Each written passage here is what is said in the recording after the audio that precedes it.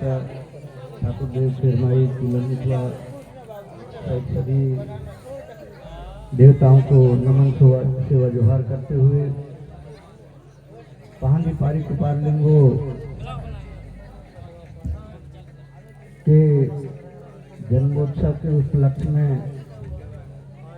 प्रतिवर्ष आयोजित होने वाली सभा के इस वर्ष के इस कार्यक्रम में मैं पहाड़ी पारी कुपारलिंगो को नमन सेवा जोहार करते हुए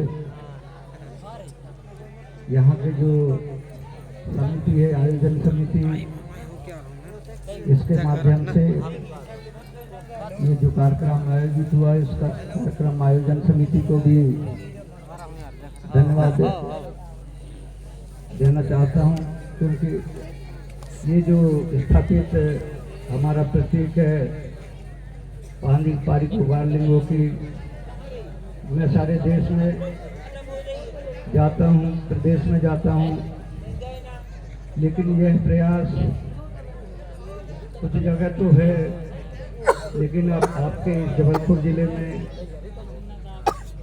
ये प्रयास हुआ और ये 6वां वर्ष है इसका, उसकी स्थापना का।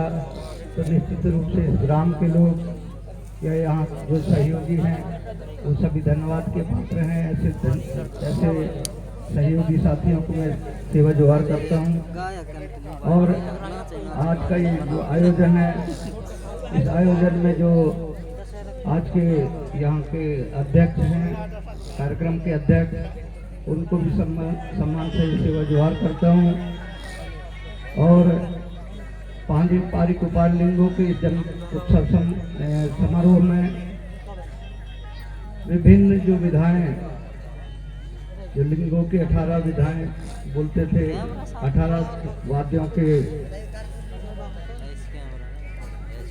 मतलब कलाकार या गायक या उसके सृजन करता थे, ऐसे उन शाखाओं के जो सांस्कृतिक शाखा के जो हमारे गायक कलाकार, वादक कलाकार, ये समस्त आए हैं, सभी को मंचासीन हैं, ऐसे सभी साथियों को मैं नमन सेवा जोहार करता हूँ।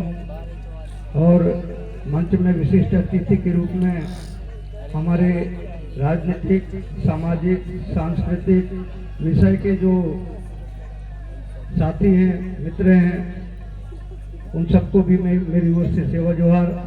और सेवा जोहार उन तमाम साथियों को, मातृशक्ति और पितृशक्तियों, जिनके कारण हम मंच पे बैठे हैं, जिनके कारण आप लोग यहाँ बैठकर हमारा हौसला बढ़ाने का काम करते हैं। इसलिए 2 लाइन आप लोगों के लिए भी कह देना चाहता हूँ। आप सभी को सेवा जोहार।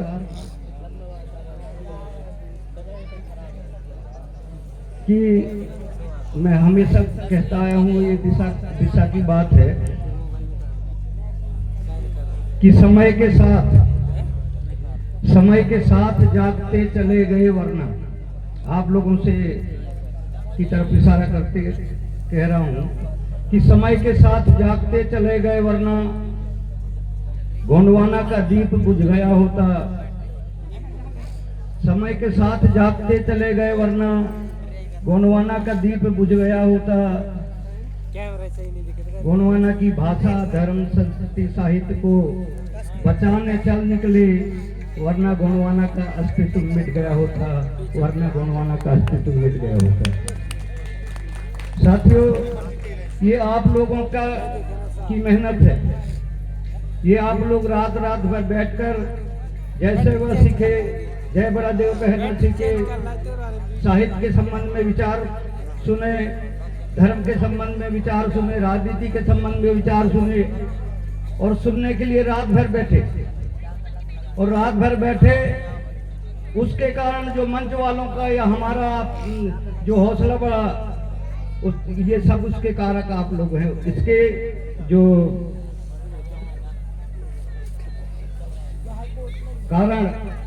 जो कारण हैं आप लोग हैं। हमें यदि नेता है, हमें यदि समाज सेवक हैं, तो आप लोगों के कारण है। और वो है कारण जिनने आपको आप तक पंपलेट के माध्यम से किसी न किसी माध्यम से बताया कि फलाना जगह कार्यक्रम है। तो ऐसे कार्यकर्ताओं को भी मैं सम्मानित करना चाहता हूँ जिन्होंने जा जाकर, या आज तो समय है सोशल मीडिया का, टीवी या मोबाइल के माध्यम से आप लोगों को जानकारी पहुंचाई। ऐसे सभी लोगों को धन्यवाद देता हूं। तो समय के साथ आप लोग इस आंदोलन को समझते गए कि आखिर गोंडवाना समग्र क्रांति आंदोलन क्या है, इसको समझते गए और हमको समय भी देते गए रात भर का। कोई सो कर, कोई उठकर, कभी बीच में कोई सो गया फिर उठ गया, जिसके कारण में अरे यहाँ इसलिए आना और बुलाना चाहते हैं हम लोग आप लोगों को, ये एक उद्देश्य होता था। आज मैं जो कुछ बोल रहा हूँ उनमें से ये बात नहीं कि सारे के सारी बातें सबको समझ में आ जाए। हो सकता है कोई मंच पर वक्ता है, वो बोल रहा है, उसकी एक दो बात समझ में आ जाए, एक आध दो बात मेरी समझ में आ जाए। इसलिए मंच में बहुत सारे वक्ताओं को बोलने का अवसर दिया जाता है, या बोलने के लिए कि ना जाने किस वक्ता की बात किसको लग जाए और वो आंदोलन में खड़ा हो जाए, गोंडवाना की चेतना के लिए आ जाए। तो इसलिए बहुत सारे वक्ता जो अच्छे भी होते हैं, जो अच्छा समझा भी लेते हैं, तो ऐसे लोगों को अवसर देकर आप लोगों के बीच में उनको प्रस्तुत किया जाता है, और वो प्रस्तुति से आप लोग धीरे धीरे जागरण की तरफ जा रहे हैं। साथियों, आप लोगों को बता दूं कि गोंडवाना समग्र क्रांति आंदोलन की जो नींव है हमारे पुरखों ने आजादी के पहले से रखी थी। पहला गोंडवाना का अधिवेशन 1931 में नैनपुर इक्का में हुआ। फिर लगातार हमारे राजा महाराजा भी उस टाइम जिंदा थे, उन्होंने गोंडवाना के राज्य की बात की थी, गोंडवाना के धर्म की बात की थी, गोंडवाना की भाषा की बात की थी उन्होंने। तो उनका चिंतन था, ये समग्र चिंतन था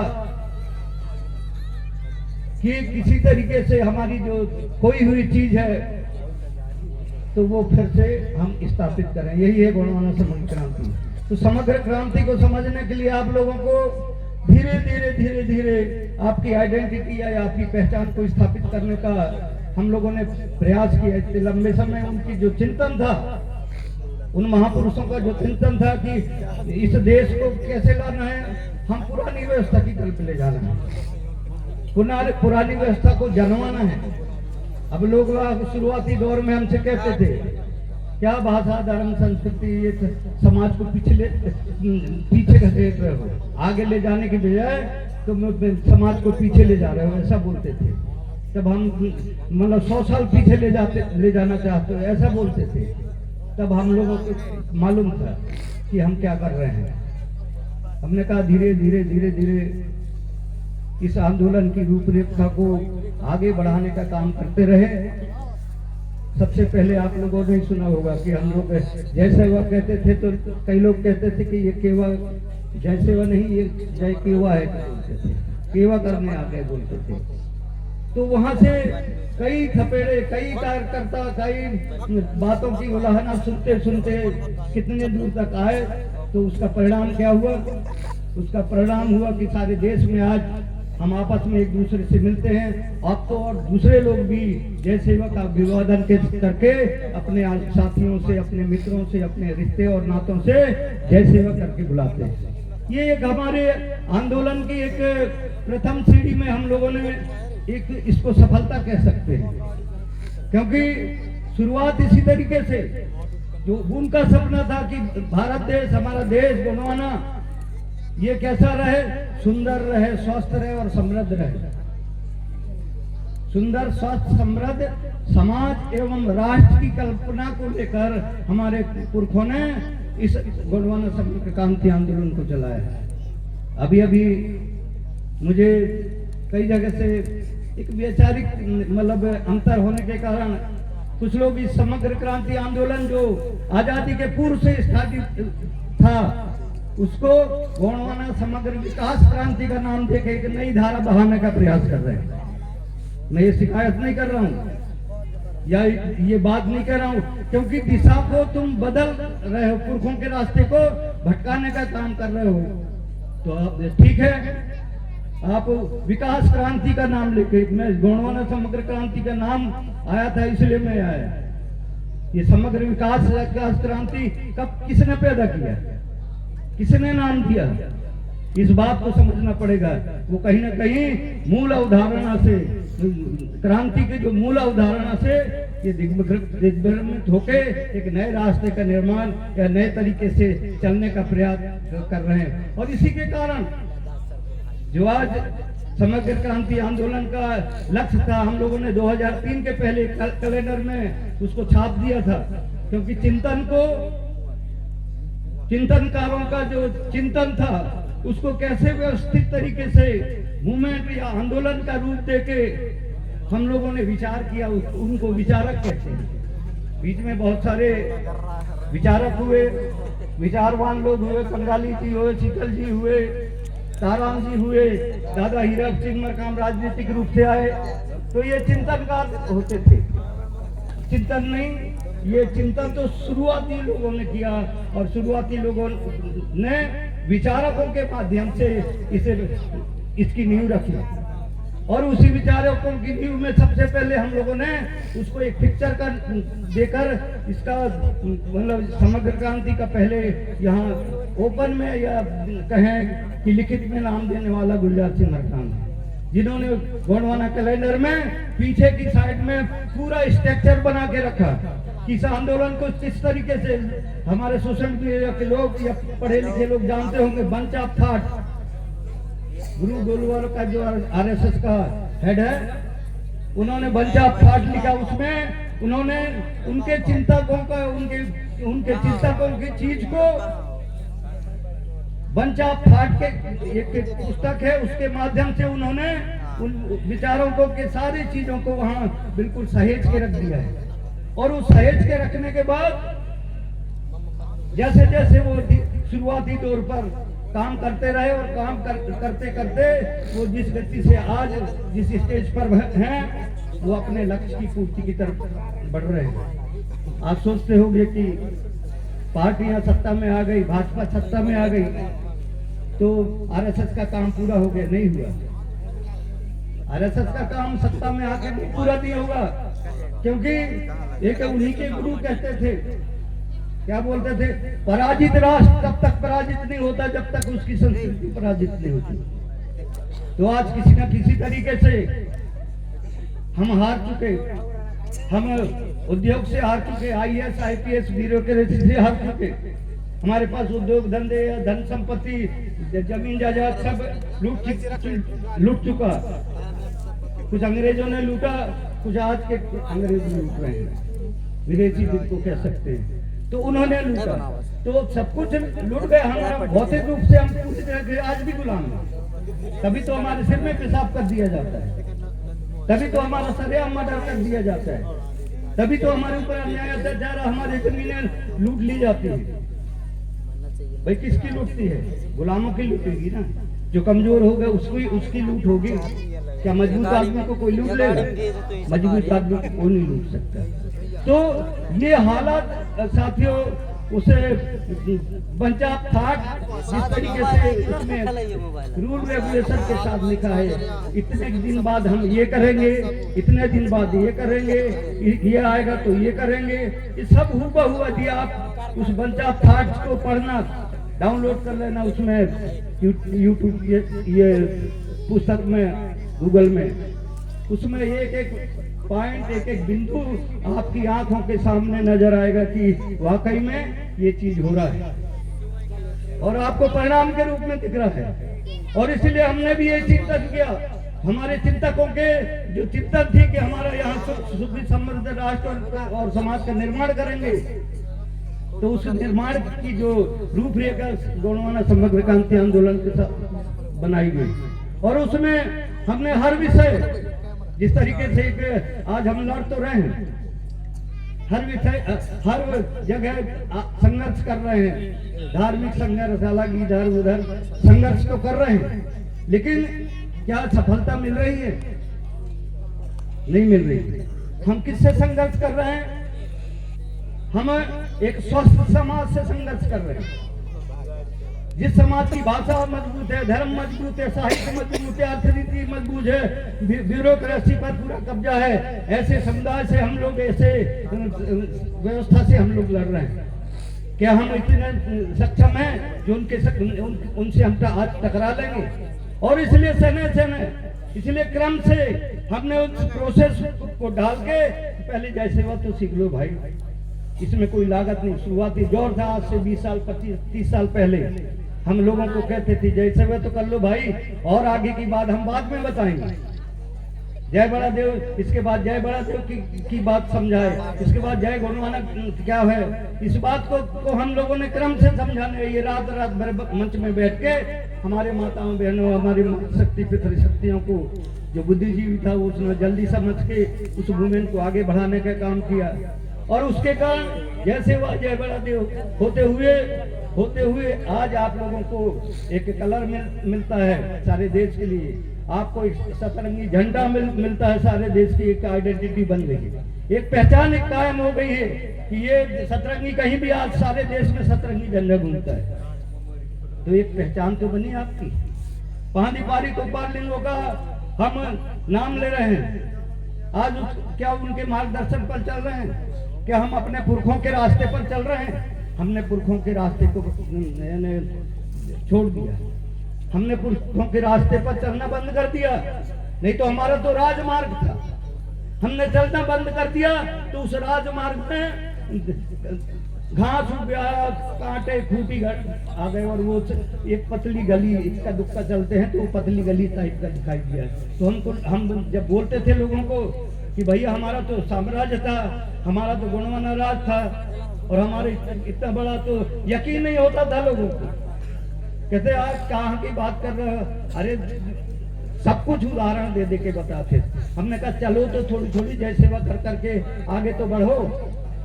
जब आगे बढ़ना धीरे धीरे चालू किए लोग बाग, तो वहाँ एक गली बनती है उस राजमार्ग जो जिसमें सारी व्यवस्था हमारी चलती थी, तो उस राजमार्ग में एक गली तो बनी।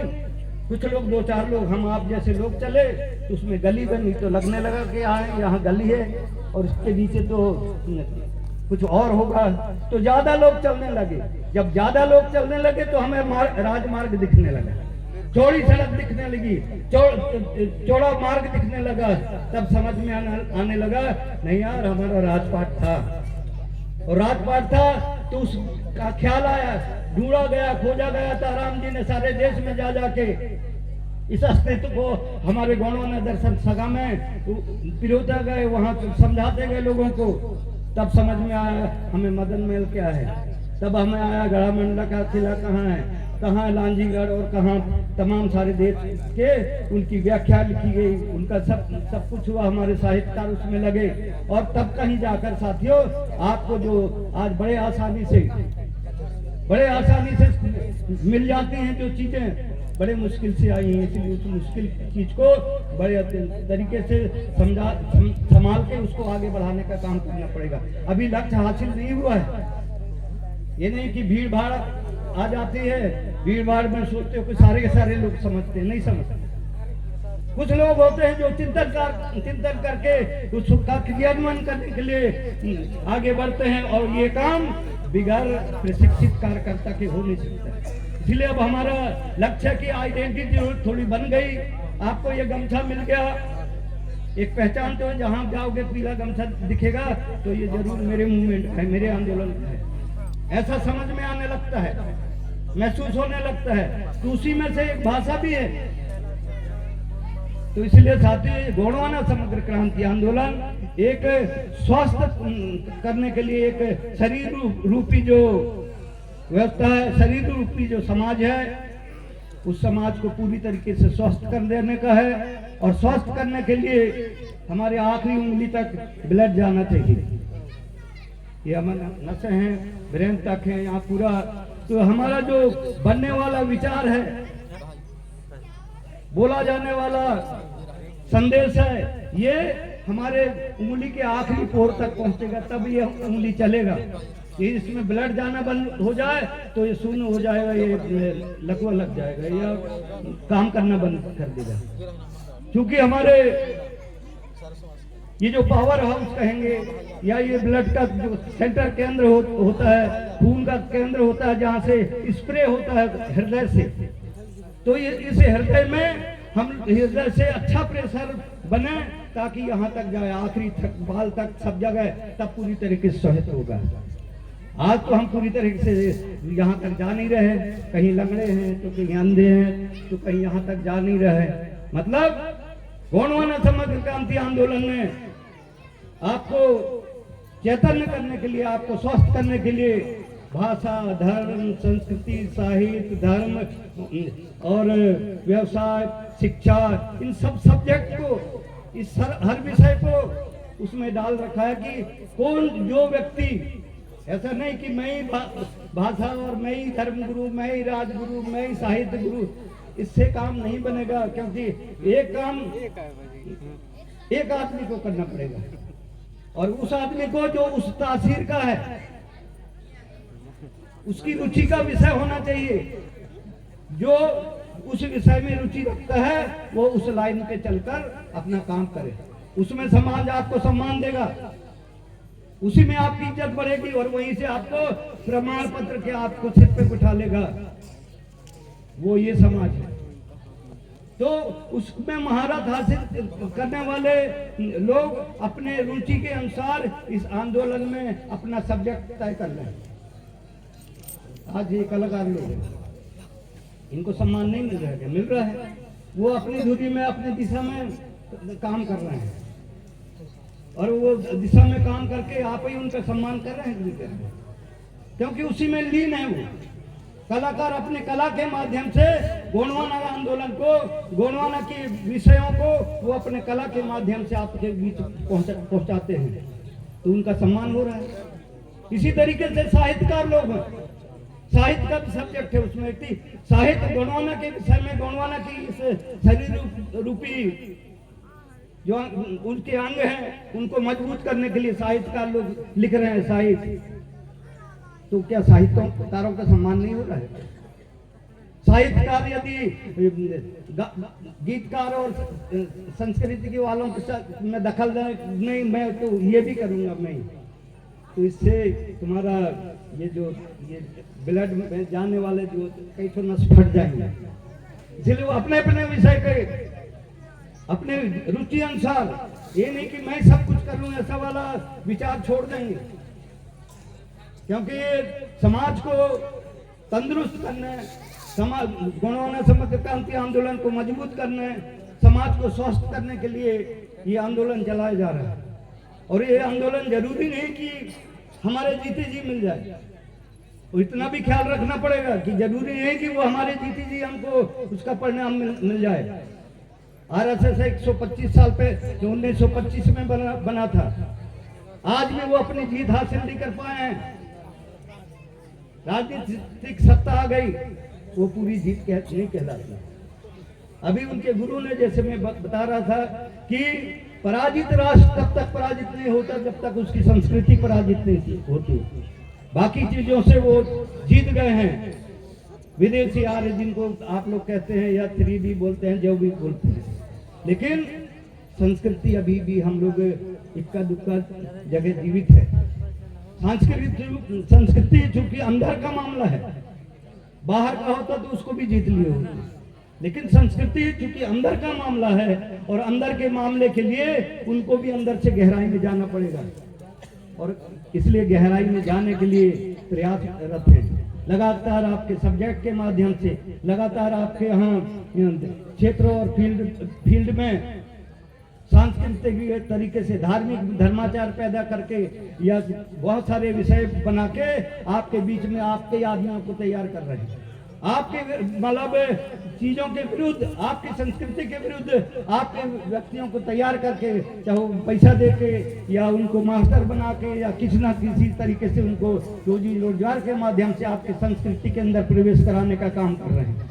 और इसलिए साथियों, सांस्कृतिक विजय अभियान में है। आप लोगों ने आज 10 साल पहले देव संस्कृति दिग्विजय अभियान पोस्टर पंपलेट चिपके मिलते थे आपको। एक घोड़ा बैठा था, उसके ऊपर छतरी, घोड़ा में एक आदमी छतरी लिए बैठा था और वो घोड़ा चलता हुआ फोटो में आता था और उसमें लिखा रहता था देव संस्कृति दिग्विजय अभियान। अरे भैया सब कुछ तो जीत ली हो, कौन सा तुमको जीतना है, क्या चीज बाकी है? तो उस चीज को आंदोलनकारी को समझना चाहिए, उतनी गहराई तक समझ में आना चाहिए, तब समझोगे कि ये आंदोलन को अभी तो शुरुआती दौर है। और इसलिए साथियों, मैं आज आप लोगों को ज्यादा बातें नहीं करना चाहता, लेकिन ये जो विषय है सिर्फ इतना बताना चाहता हूँ, जो कार्यकर्ता जिस विषय में रुचि रखता है, जिस विषय में वो महारत है उसको, तो उस विषय पर ही काम करे, समाज आपको जरूर सम्मान देगा। और इसलिए उस काम में अपने आप को तय कर लें, उससे क्या होगा, उसका परिणाम होगा कि हम एक दूसरे के संगठन से संघर्ष का हमारा खत्म हो जाएगा। क्योंकि मैं तो अपने काम में लगा हूं भाई, और इसके माध्यम से गोंडवाना की जड़ों को सींच रहा हूं। साहित्य के, अर्थतंत्र के आर्थिक योजना बनाकर, साहित्य की योजना बनाकर, बहुत सारे विषय हैं, व्यवसाय की योजना बनाकर मैं अपने काम में जुटा हूं। जब वो उस काम में तल्लीनता से गोंडवाना आंदोलन के हित में वो काम करने लगेगा तो फिर उसको और चीजें समझ में नहीं आएगी, उसको आएगी कि मेरा लक्ष्य ये है, मेरे लक्ष्य इस माध्यम से एक हाथ को मजबूत करना चाहता हूँ। धर्माचार्य लोग धर्म कर्म का प्रचार करके और वो कुछ ना कुछ मजबूत करने का काम कर रहे हैं। धर्म प्रचारक लोग धर्म का काम करके कुछ न कुछ कर रहे हैं। तो अब हमें मोटी मोटी चीजें थोड़ी सी हम लोगों को समझ में आई हैं कि भाषा, धर्म और संस्कृति, सबसे पहले मंचों में यही बोलते हैं लोग, पहले भाषाओं में होते थे हमारे लोग, नेता लोग या ये सब गोंडवाना आंदोलन के लोग क्या बोलते थे, हमारा आंदोलन भाषा, धर्म, संस्कृति। और भाषा, धर्म, संस्कृति जो मुख्य आधार थे, उन्हीं आधारों को मजबूत करने का काम थोड़ा थोड़ा दिखाई दे रहा है। लेकिन भाषा क्षेत्रों में भाषा का विकास उसमें लगे हुए हैं। अब तो बहुत सारे लोग ये सोशल मीडिया के माध्यम से ABCD की तरह, काखा की तरह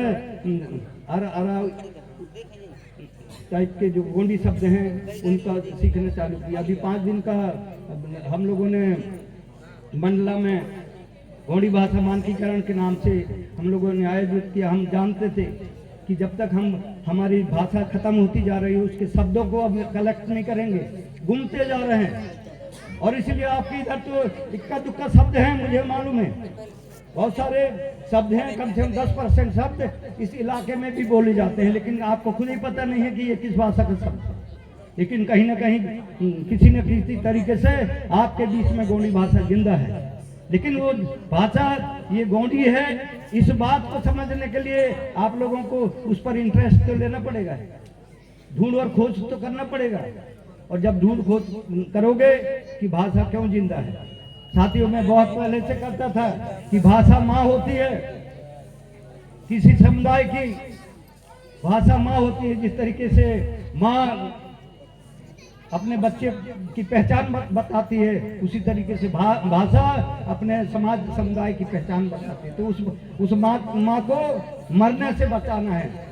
इसलिए बचाना है क्योंकि संस्कृत देश दुनिया में कोई बोलता ही नहीं है।